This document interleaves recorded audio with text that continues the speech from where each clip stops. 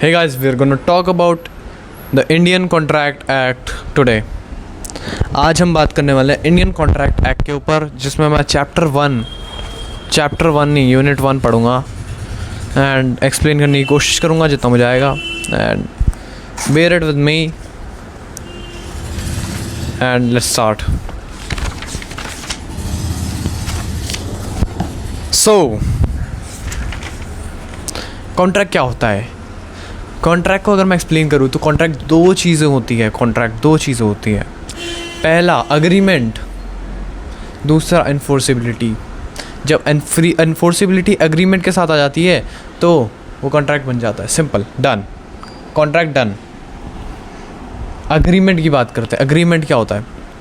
जब दो पार्टीज़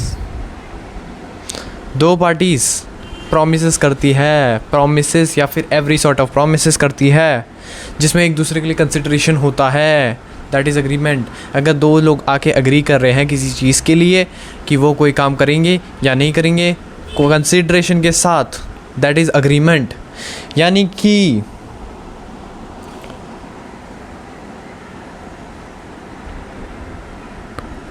अगर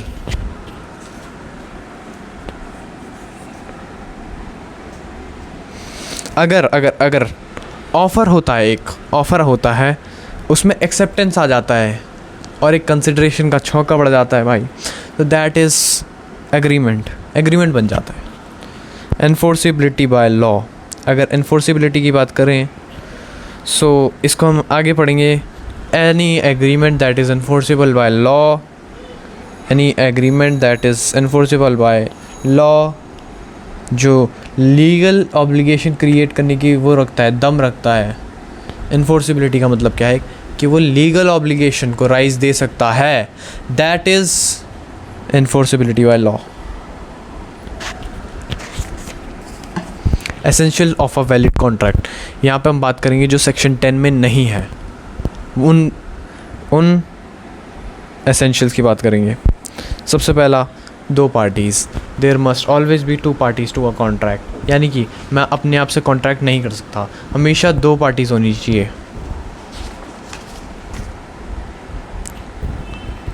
for example, state of Gujarat versus tax officer, जहाँ पे एक टैक्स ऑफिसर जो है वो एक पार्टनरशिप को चार्ज करने की कोशिश कर रहा था ऑफ सेल्स टैक्स चार्ज करने की कोशिश कर रहा था एक officer, and he was unable to, क्योंकि वो एक पार्टनरशिप का डिसोल्यूशन था जिसमें पार्टनर्स के बीच में प्रॉपर्टी इक्वली डिवाइड हो रही थी. बट ये चार्ज इसलिए नहीं कर पाता क्योंकि पार्टनरशिप कोई सेल नहीं है. There must be 2 parties to contract. जबकि पार्टनरशिप और पार्टनर सिर्फ एक चीज़ है, एक आइडेंटिटी है. So there are no 2 parties. तो यहाँ पर कोई कॉन्ट्रैक्ट फॉर्म नहीं हुआ, कोई सेल नहीं होगी, so no sales tax. Parties must intend to create a legal relationship. एक इंटेंशन होना चाहिए हमेशा कि मैं लीगल रिलेशनशिप की क्रिएट कर रहा हूँ. यहाँ पे लीगल ऑब्लिगेशन राइज हो सकती है. जब तक ये नहीं होगा तब तक कॉन्ट्रैक्ट नहीं बन सकता, तब तक वो सिर्फ अग्रीमेंट रहेगा. Other formalities to be complied. For example, written contract, कि ये कॉन्ट्रैक्ट रिटर्न में होना चाहिए. जैसे इंश्योरेंस का कॉन्ट्रैक्ट हो गया, that must be in the written form. अगर इंश्योरेंस का कॉन्ट्रैक्ट रिटर्न फॉर्म में नहीं है सो दैट डजंट एग्जिस्ट. कुछ फॉर्मेलिटीज़ होती है सर्टेन कॉन्ट्रैक्ट्स के लिए एंड कुछ लीगल इफ़ेक्ट्स होते हैं ताकि parties to contract can be safe. Certainty of meaning, यानी कि एक कॉन्ट्रैक्ट डिफाइंड होना चाहिए, वेग नहीं होना चाहिए. यानी कि अगर मैं तेल बेच रहा हूँ, या फिर मैं अगर चीनी बेच रहा हूँ, या फिर मैं अगर सोना बेच रहा हूँ, सो डिफाइंड होना चाहिए कितने कैरेट का सोना है, क्या प्राइस है, मार्केट के कंपैरिजन में कितना अच्छा है. लाइक सब डिफाइन होना चाहिए कि मैं अपनी चार्जेस कितने ले रहा हूँ मेकिंग के. या फिर मैं अगर ऑयल बेच रहा हूँ तो नारियल का तेल बेच रहा हूँ, या फिर मैं सरसों का तेल बेच रहा हूँ, कितनी क्वांटिटी में बेच रहा हूँ, कितने प्राइस में बेच रहा हूँ. ये सर्टेनिटी होनी चाहिए किसी भी कॉन्ट्रैक्ट में. अगर कोई कॉन्ट्रैक्ट इनडेफिनाइट है, दैट डजंट एग्जिस्ट, और ये फ्रॉड है. Possibility of performance of an agreement, यानी कि अगर कोई परफॉर्मेंस नहीं हो सकती कॉन्ट्रैक्ट की दैट इज़ नॉट एग्जिस्टेंट, ये कॉन्ट्रैक्ट हो ही नहीं सकता। Offer and acceptance of an agreement, ये हम बाद में पढ़ेंगे, फ्री कंसेंट भी बाद में पढ़ेंगे, ये सब तो हमने बाद में देखना है क्योंकि चैप्टर 3 इस पे बेस्ड है। टाइप्स ऑफ कॉन्ट्रैक्ट की बात करते हैं। सबसे पहले बात करते हैं वैलिडिटी या फिर एनफोर्सिबिलिटी के बारे में। वैलिड कॉन्ट्रैक्ट सबसे सिंपल, यानी कि जो कॉन्ट्रैक्ट वैलिड है, जो एनफोर्सेबल बाय लॉ है, वही कॉन्ट्रैक्ट वैलिड है, यानी कि जो एनफोर्सेबल बाय लॉ है और बाइंडिंग है, that is valid contract. Void contract क्या होता है? वॉइड कॉन्ट्रैक्ट यानी कि वो है जो एक वैलिड कॉन्ट्रैक्ट था और वो सीज कर जाता है टू एग्जिस्ट, यानी कि वो एनफोर्सिबिलिटी से पहले सीज कर जाता है, यानी कि जब वो एनफोर्सेबल होने वाला होता है उससे पहले वो वो सीज कर जाता है। यानी कि जब वो एनफोर्स होने वाला होता है उससे पहले वो एनफोर्सेबल नहीं रहता। एग्जाम्पल, मिस्टर एक्स और वाई के बीच में कॉन्ट्रैक्ट हुआ था कि मिस्टर एक्स परफॉर्म करेंगे मिस्टर वाई के इवेंट पे, बट ये कॉन्ट्रैक्ट वॉइड हो जाता है जैसे ही मिस्टर एक्स की डेथ हो जाती है, क्योंकि ये एनफोर्सिबिलिटी से पहले ही ये एनफोर्सेबल नहीं रह पाया, क्योंकि अब तो मिस्टर एक्स मर चुके हुए हैं। सो ये एनफोर्सेबल नहीं है, नो लॉन्गर, इम्पॉसिबल हो चुका परफॉर्मेंस के लिए। वॉइडेबल कॉन्ट्रैक्ट ऐसा जिसमें एक पार्टी के हाथ में राइट है कि वो कॉन्ट्रैक्ट को कैंसिल कर सकती है या फिर टास्क को परफॉर्म कर सकती है। ये हो सकता है in the cases of fraud और मिसरिप्रेजेंटेशन, और इन सब केसेस में हो सकता है।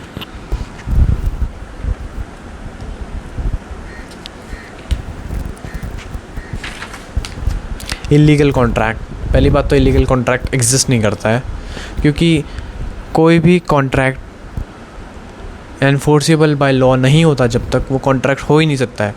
कोई एग्रीमेंट इलीगल हो सकता है बट कॉन्ट्रैक्ट इलीगल नहीं हो सकता। बट बुक में यही दिया गया है, इलीगल कॉन्ट्रैक्ट यानी कि करस्पॉन्डिंग कॉन्ट्रैक्ट्स भी वॉइड, एनफोर्सेबल नहीं है, it is void ab initio, यानी कि वॉइड एब इनिशियो मतलब कि since the starting it is void and cannot be enforced by the law। Unenforceable contract, ऐसा कॉन्ट्रैक्ट जो कि इन्फोर्सेबल नहीं है क्योंकि इसमें कोई टेक्निकल डिफेक्ट है। मैटर इज सॉलिड, इसके अंदर का जो कॉन्ट्रैक्ट के अंदर का जो मैटर है, जो सब्सटेंस है, दैट इज़ सॉलिड, वो उसमें कोई कमी नहीं है, बट एक टेक्निकल डिफेक्ट है। जैसे कि ये राइटिंग में नहीं है कॉन्ट्रैक्ट, या फिर time bar date limitation, barred by the limitation of the time barred etc. on the basis of formation of contract। Express मतलब होता है कि मैं अपने आप को एक्सप्रेस कर रहा हूँ, वर्ड्स को पुट ऑन कर रहा हूँ चीज़ों में। जो कॉन्ट्रैक्ट वर्ड्स में होगा that is express. Second, implied contract जिसमें इम्प्लीकेशन होता है बाय द एक्शन और कंडक्ट, यानी कि मैं अपने एक्शन या कंडक्ट से इम्प्लाई कर रहा हूँ, मैं बता रहा हूँ अपने एक्शन कंडक्ट से इंस्टेड ऑफ माई माउथ, मैं अपने हाथ कर रहा हूँ ऐसे। This can be a sign. अगर प्रीवियस कोर्स ऑफ डीलिंग्स में मैंने ऐसी कॉन्ट्रैक्ट किया ना तो ये एग्जिस्ट कर सकता है, वहाँ पे ये लॉजिक एग्जिस्ट कर सकता है। टैसिट कॉन्ट्रैक्ट, यानी कि टैसिट मतलब होता है साइलेंटली, यानी कि ऐसा कॉन्ट्रैक्ट जो कि विदाउट एनी वर्ड और राइटिंग के साइलेंटली एग्जिस्ट करता है। फॉर एग्ज़ाम्पल, अगर मैं एटीएम में जाता हूँ, मैं अपना एक्शन दिखाता हूँ, वहाँ पे सिर्फ एटीएम कार्ड डालता हूँ, पिन डालता हूँ, पैसे निकाल लेता हूँ, मैंने किसी से बात नहीं करी, ना मैंने कुछ लिखा, लेकिन पैसे तो आ गए, कॉन्ट्रैक्ट तो हो गया। That is tacit contract. Quasi contract की बात करते हैं। Quasi contract is a contract that is created by law. Actual contract नहीं है ये, बट लॉ ने ये क्रिएट किया है because of the doctrine of unjust enrichment, यानी कि किसी और के लॉस पे कोई और अमीर बने ये लॉ नहीं देख सकता, एंड किसी का नुकसान ना हो इसलिए ये बनाया गया। For example, finder of the lost good must return it to the owner. अगर मैं कोई लॉस्ट गुड फाउंड करता हूँ या फिर मैं कोई पैसे फाउंड करता हूँ कहीं पे, पर्स फाउंड करता हूँ किसी पे, सो आई हैव द रिस्पॉन्सिबिलिटी, यानी कि मैं कॉन्ट्रैक्ट से बाइंड हो चुका हूँ कि मुझे ये पैसे रिटर्न कराने हैं, ये मुझे पैसे पुलिस वालों को या फिर मुझे यहाँ पे ओनर को रिटर्न करने हैं, and I am bound by the law. E contracts की कोई भी कॉन्ट्रैक्ट इलेक्ट्रॉनिक कम्युनिकेशन के द्वारा अगर वो एंटर किया जाता है, that is E contract. On the basis of the performance of contract, अगर कोई कॉन्ट्रैक्ट एग्जीक्यूट हो चुका है तो एग्जीक्यूटेड कॉन्ट्रैक्ट है, यानी कि दोनों साइड के जो कंसिड्रेशंस थे वो हो चुके हैं पूरे, यानी कि दोनों साइड के जो प्रोमिसेस थे वो पूरे हो चुके हैं। एग्जीक्यूटरी यानी कि जो अभी पूरे तरीके से एग्जीक्यूट नहीं हुआ है, इसमें दो तरीके से हो सकता है, एक यूनिलेटरल एक बायलेटरल, यानी कि एक साइड के अगर प्रॉमिस नहीं हुए हैं तो यूनिलेटरल कॉन्ट्रैक्ट होगा, और बायलेटरल वो होगा जिसमें दोनों साइड ने अभी अपने टास्क नहीं किए हैं, यानी कि अपने टास्क या प्रोमिसेस पूरे नहीं किए हैं। प्रपोजल ऑफर की बात करते हैं। According to the section 2A of the Indian contract act 1872, offer क्या होता है? अगर मैं या फिर कोई बंदा अपनी विलिंगनेस दिखाता है किसी काम को करने के लिए या फिर ना करने के लिए, यानी कि अगर मैं आपको बताता हूँ अपनी विलिंगनेस कि मैं ये काम करना चाहता हूँ या ये काम करने से एब्सटेन, या फिर नहीं एब्सटेन मतलब कि रोकना चाहता हूँ या फिर नहीं करना चाहता हूँ या फिर नहीं करूँगा, मैं ये काम करूँगा या नहीं करूँगा। एब्सटिनेंस और परफॉर्मेंस विद द ऑब्जेक्टिव कि मैं दूसरे बंदे की असेंट को ऑब्टेन करने के लिए, कि मैं उससे चाहता हूँ कि वो मुझे असेंट दे। सच एन एक्ट और एब्सटिनेंस, यानी कि ऐसा कोई एक्ट या फिर एब्सटिनेंस, इसे हम ऑफ़र कहते हैं या फिर प्रपोजल कहते हैं। यानी कि अगर मैं ए हूँ, मैं एम हूँ और मैं किसी एस को कहता हूँ कि मैं तेरे लिए कोई काम करूँगा, बट मेरा ऑब्जेक्टिव क्या है कि वो मुझे हाँ करे, वो मुझे एसेंट दे अपनी। जब तक वो एसेंट नहीं देगा तब तक ये ऑफ़र नहीं बनेगा। जब तक मेरा ऑब्जेक्टिव नहीं होगा ना कि मैं एसेंट चाहता हूँ सामने वाले बंदे से, तब तक वो ऑफ़र नहीं बन सकता। जो बंदा प्रपोज़ल बना रहा है, यानी मैं अगर प्रपोज़ल बना रहा हूँ, सो आई एम अ प्रॉमिसर, मैं प्रॉमिसर हूँ, जिसको मैं बना रहा हूँ वो प्रॉमिसी होगा। ओके, मैं अपनी विलिंगनेस कर दिखा रहा हूँ कि मैं कोई काम करना चाहता हूँ या नहीं करना चाहता हूँ।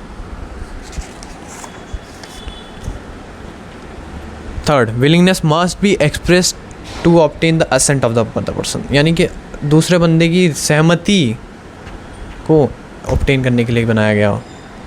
N offer can be positive as well as negative, यानी कि कोई काम करना या ना करना, डूइंग और abstaining from doing, both can be existent. यानी कि अगर मैं कोई काम करना चाहता हूँ तो वो पॉजिटिव हो जाएगा, एंड अगर नहीं करना चाहता हूँ तो नेगेटिव हो जाएगा। क्लासिफिकेशन ऑफ ऑफ़र, एक्सप्रेस और इम्प्लाइड ऑफर्स की हमने बात कर ली है। अब हम बात करेंगे जनरल और स्पेसिफिक ऑफ़र की।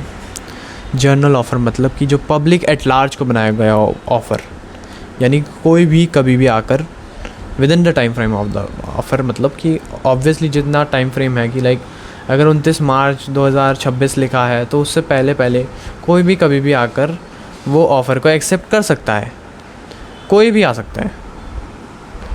बट स्पेशल ऑफ़र मतलब कि स्पेशल ऑफ़र मतलब कोई स्पेसिफिक पार्टी या फिर स्पेसिफिक पर्सन को बनाया गया, और इसमें स्पेसिफाई किया जाता है कि किस पर्सन को बनाया गया है, और only he and she would be able to give his assent, यानी कि वो ही सिर्फ अपनी एक्सेप्टेंस दे सकता है, कोई और नहीं दे सकता इस ऑफ़र में।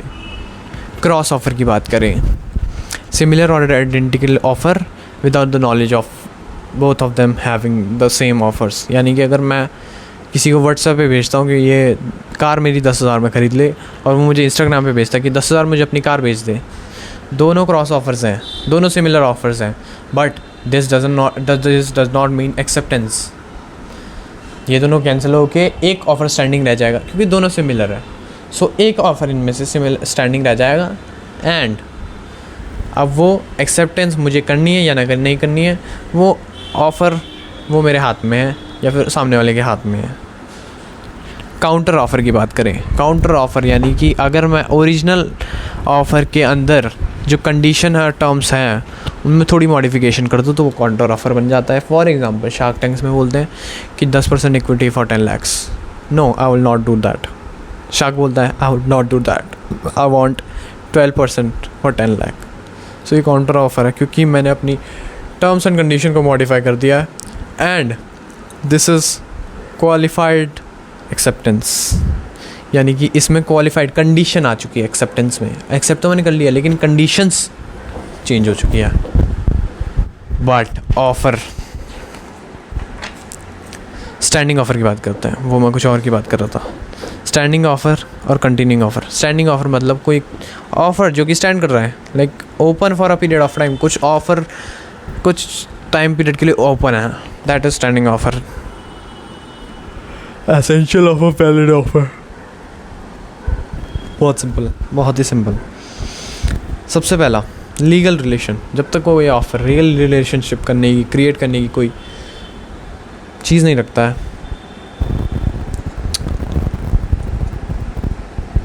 It is not considered a valid offer in the I of law.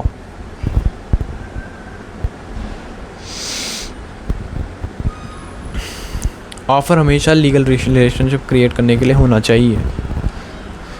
Eyes of law, अगर हमें कॉन्ट्रैक्ट क्रिएट करने के लिए कोई ऑफ़र चाहिए तो वो ऑफ़र ऐसा होना चाहिए कि वो लीगल रिलेशनशिप क्रिएट कर सकता है नहीं मतलब करना ही है। Second, it must be certain, definite and not वेग। अगर कोई ऑफ़र सर्टेन, डेफिनेट और वेग, नॉट वेग नहीं है, सर्टेन नहीं है, डेफिनेट नहीं है और वेग है तो एग्जिस्टेंट नहीं है, कॉन्ट्रैक्ट नहीं बन सकता।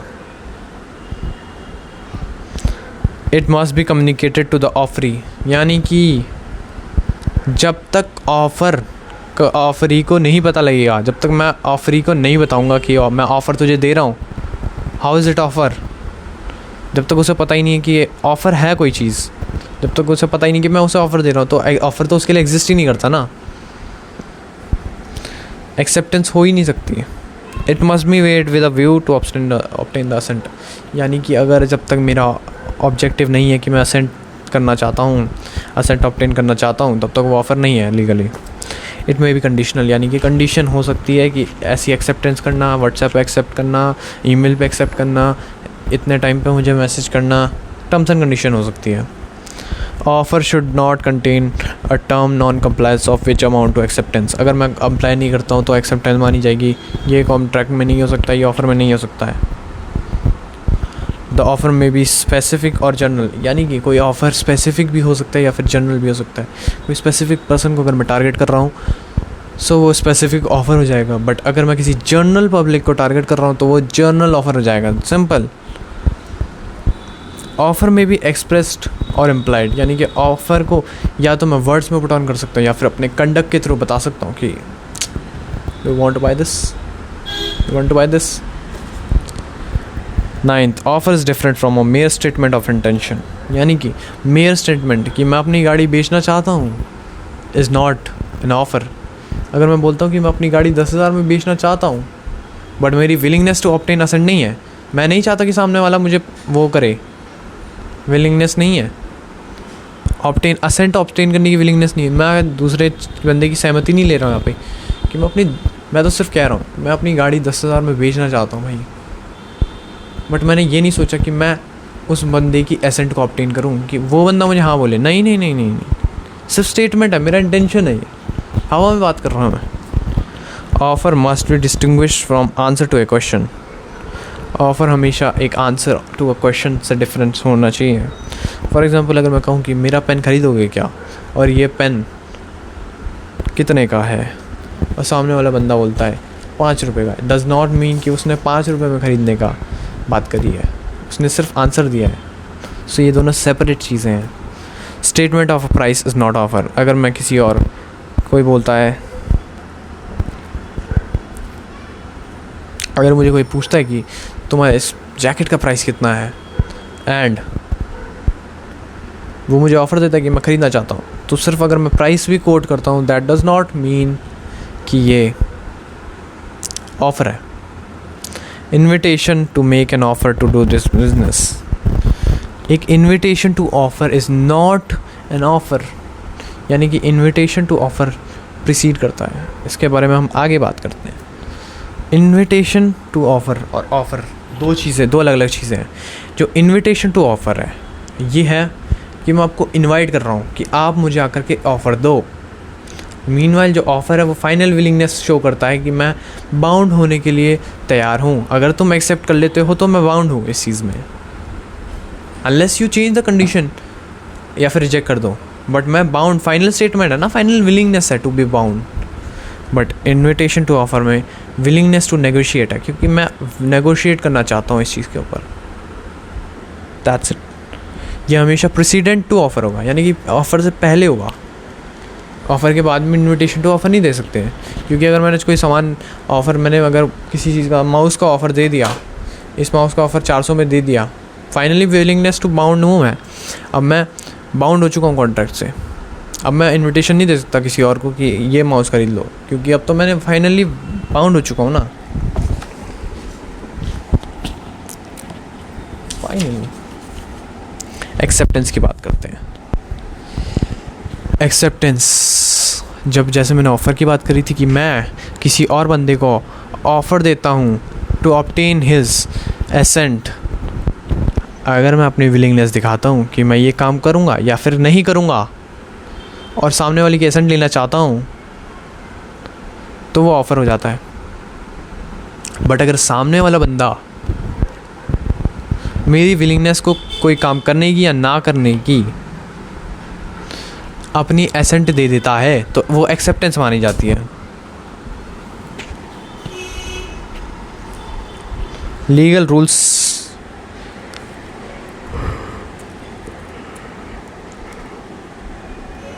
Acceptance can only be given by the person to whom the offer is made. जिस बंदे को मैंने ऑफ़र दिया है वही मुझे एक्सेप्टेंस दे सकता है, सिंपल। कोई और मुझे एक्सेप्टेंस नहीं दे सकता है।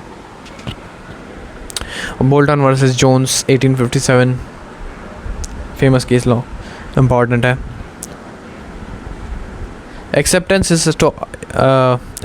Is to offer what a lighted match is to a train of gunpowder, यानी कि एक ऑफ़र के लिए एक्सेप्टेंस ऐसा ही है जैसे एक train full of gun powder के लिए एक माचिस की तीली है। यानी कि अगर जब तक मैंने एक्सेप्टेंस दे दी, एक बार मैंने अगर फाइनल एक्सेप्टेंस दे दी, then I can not back off, क्योंकि अब मैं फाइनल बाउंड हो चुका हूँ उस चीज़ से, and I can not back of.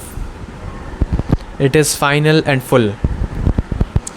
Acceptance must be absolute and unqualified, यानी कि absolute like God's judgment, absolute होनी चाहिए, और अनक्वालिफाइड यानी कि कोई कंडीशन चेंज नहीं होनी चाहिए। जब कंडीशन चेंज हुई तो वो काउंटर ऑफर हो जाएगा। एक्सेप्टेंस हमेशा एब्सोल्यूट और अनक्वालिफाइड होनी चाहिए। जिस मैनर में किया गया था उस मैनर में ही होना चाहिए। एक्सेप्टेंस मस्ट बी कम्युनिकेटेड, यानी कि अगर जब तक एक्सेप्टेंस कम्युनिकेट नहीं होगी तब तक वो एक्सेप्टेंस होगी नहीं ना, क्योंकि सामने वाले बंदे की नज़र में तो कुछ है ही नहीं।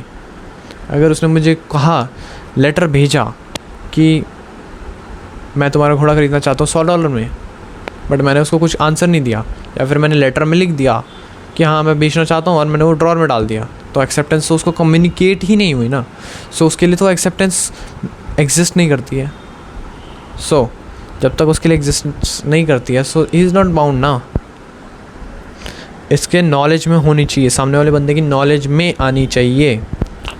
Acceptance must be in the prescribe mode, यानी कि अगर जब तक एक्सेप्टेंस प्रिस्क्राइब मोड में नहीं है, it is not N acceptance. अगर किसी बंदे ने कहा है कि प्रिस्क्राइब मैनर में होनी चाहिए, या फिर जैसे रिटर्न में होनी चाहिए, या फिर स्पेसिफिक ऐप, या फिर स्पेसिफिक कोई कंडीशन में होनी चाहिए, that must be followed. Time, अगर कोई टाइम बाउंड है, कंडीशन अगर 3 दिन की है, अगर ऑफ़र 3 दिन का है, सो 3 दिन के अंदर आंसर होना चाहिए, नहीं तो offer is lapsed.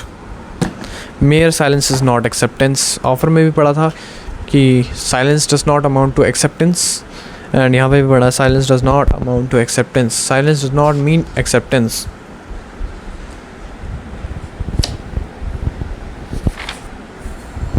Acceptance by conduct implied acceptance, यानी कि अगर मैं अपने कंडक्ट या फिर एक्सेप्टेंस को इम्प्लाई करता हूँ,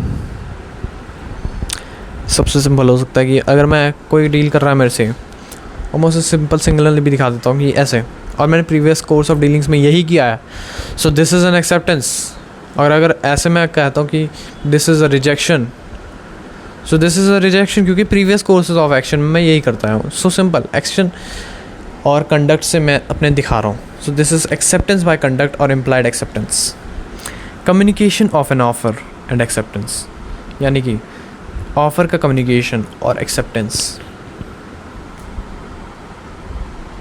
कम्युनिकेशन ऑफ ऑफ़र, ऑफ़र का कम्युनिकेशन कब होगा?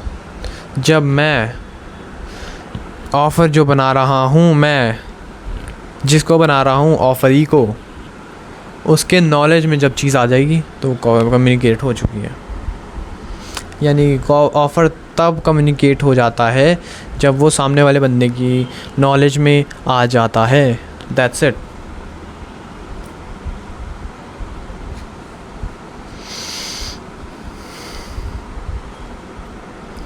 अगर मैं बात करूँ लेटर की, सो अगर मैंने किसी और को लेटर भेजा है, फॉर एग्ज़ाम्पल 10 तारीख को भेजा है, एंड वो उसके पास पहुँचता है 15 तारीख को, बट वो पढ़ता है 16 तारीख को। सो जब उसकी नॉलेज में वो ऑफ़र आएगा 16 तारीख को, तब वो ऑफ़र कंप्लीट होगा। कम्युनिकेशन जब तक नहीं होगा तब तक वो ऑफ़र होगा ही नहीं ना। अब बात करते हैं communication of acceptance. Communication by act, communication by omission, communication by acceptance of by conduct, यानी कि कोई अगर मेरे कंडक्ट से कम्युनिकेशन हो जाता है, दैट इज़ ऑल्सो कम्युनिकेशन। अगर मैं कोई चीज़ करना भूल जाता हूँ,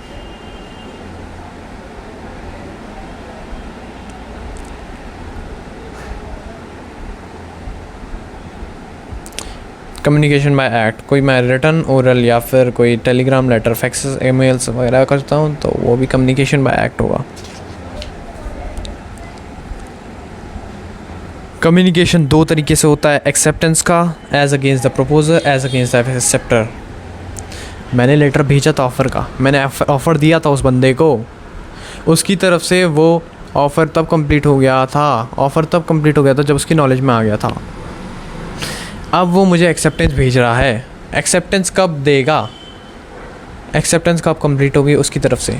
जब उसने लेटर भेज दिया, ट्रांसमिशन में डाल दिया, या फिर उसने हाँ बोल दिया, तब उसकी तरफ से एक्सेप्टेंस है। उसने जब वो ट्रांसमिशन में डाल दिया है तो वो उसकी तरफ से कम्युनिकेशन हो चुका है कंप्लीट। एंड जब वो मेरे पास आता है, जब मेरी नॉलेज में वो आता है, तब वो मेरे लिए एक्सेप्टेंस कंप्लीट हो गया। That's it, simple.